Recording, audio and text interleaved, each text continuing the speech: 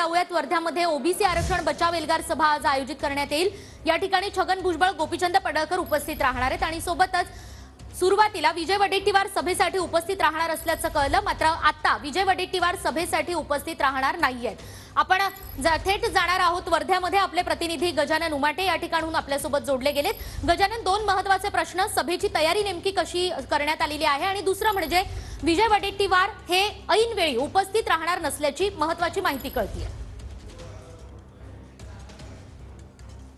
नक्कीच सभेची तयारी पूर्ण झालेली आहे।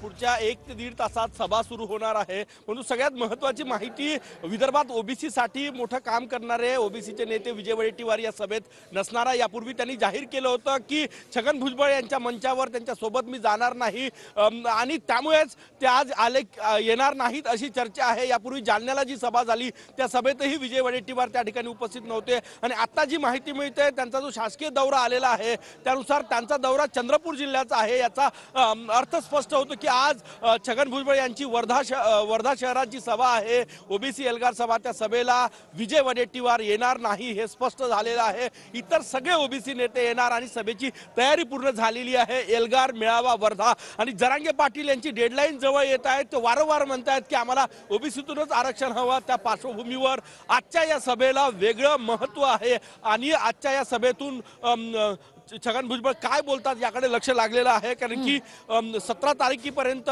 भूमिका जाहीर करणार आहे जरांगे पाटील। 24 तारीख डेडलाईन आहे आणि आज ही सभा वर्ध्यात होत आहे। वर्धा विदर्भामध्ये बहुतांश कुणबी आणि ओबीसी समाज आहे आणि त्यामुळे या सभेकडेही महाराष्ट्राचं लक्ष लागलेलं आहे।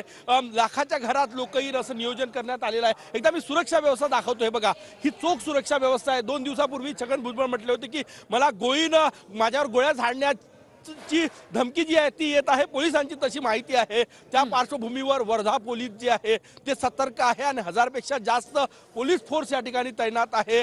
चारही बाजूने या सभेच्या ठिकाणी पोलीस असणार आहे। सुरुवातीला शासकीय विश्रामगृहात मंत्री छगन भुजबळ येईल आणि त्यानंतर या ठिकाणी सभेला सुरुवात होईल।